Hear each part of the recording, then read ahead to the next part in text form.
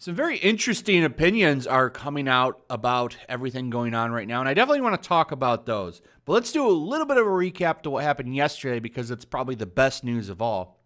And that's that in one day, Netflix lost about 4% of their stock as the hashtag cancel Netflix trended on Twitter, #1 worldwide.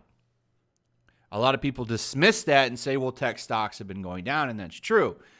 But from what I understand, Netflix has gone down like 10% over the past week. 4% of that happened in one day. I don't want to dismiss that is likely there's something going on there between that hashtag and this, because this is a big deal. I think they really underestimated how much people would be turned off by this movie.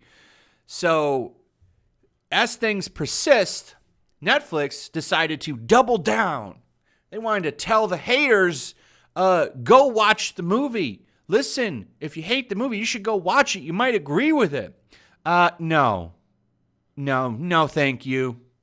The clips that I've seen of it are pretty disgusting, and the description of the movie is quite disgusting. And I watched a couple of reviews of it, notably that Star Wars girl's.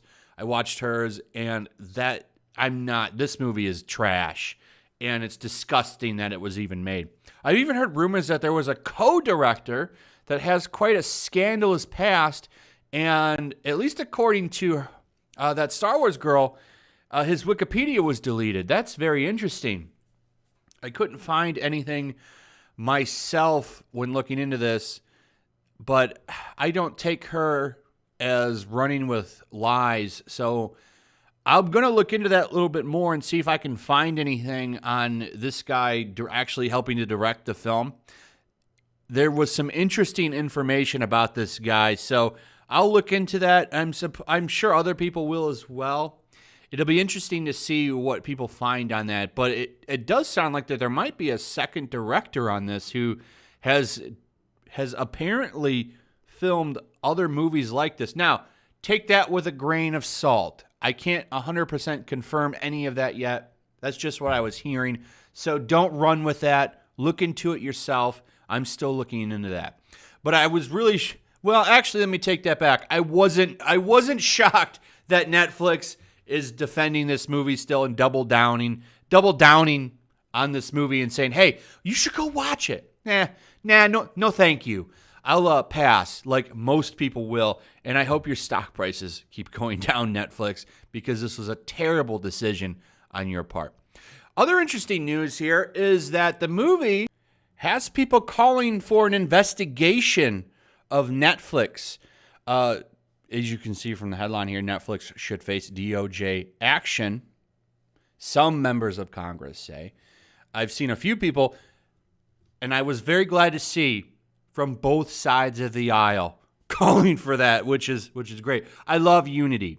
I love seeing people come together for a good cause. I also want to be clear on something because I think that this got lost a little bit. I think most people on the left are good people. In fact, most of them are. It's the people that are the far left that are really coming out to defend this movie.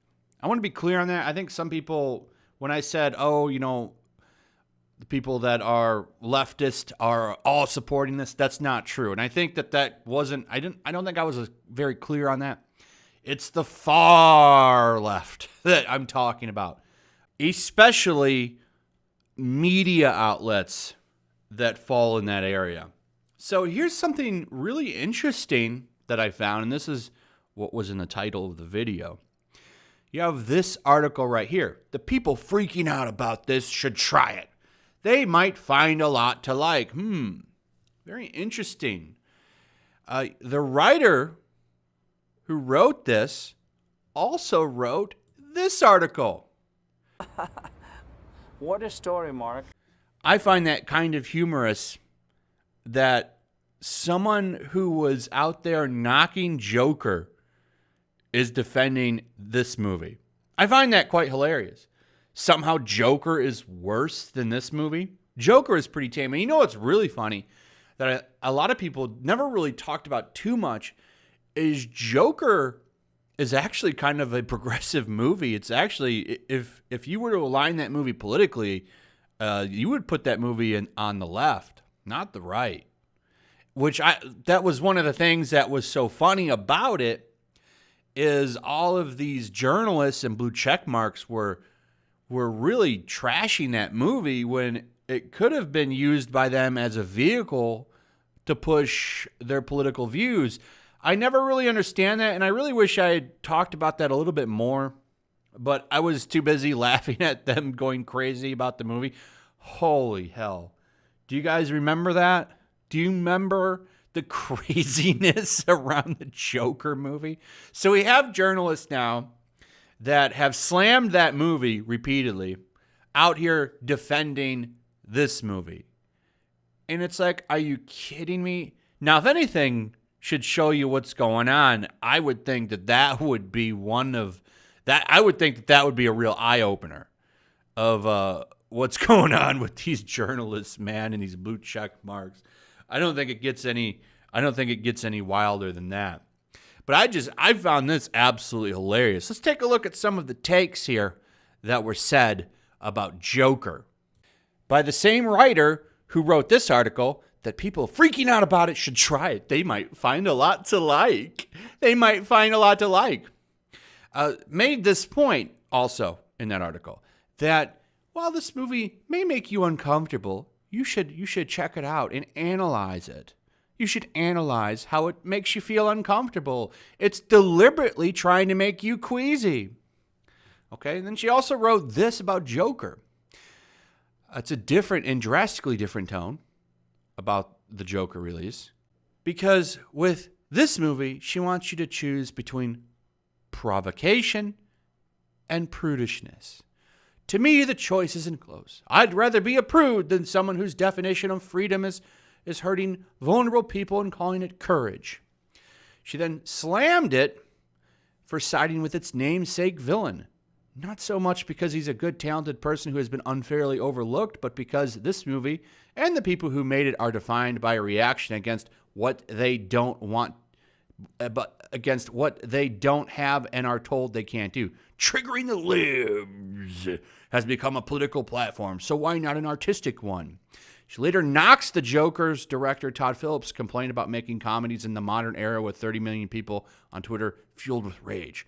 30 million complaints about this portrayal of a mass killer on Twitter is a lot of free publicity, the columnist wrote. That some of the criticisms suggest a connection between these movies and real-world problems based on debunked stories only makes Phillips and his collaborators look like martyrs. Very interesting opinion from someone who says that you should just go watch the movie if you're upset about it. Isn't that a funny hot take? I thought this was hilarious. I really got a kick out of this. And it's just funny to me.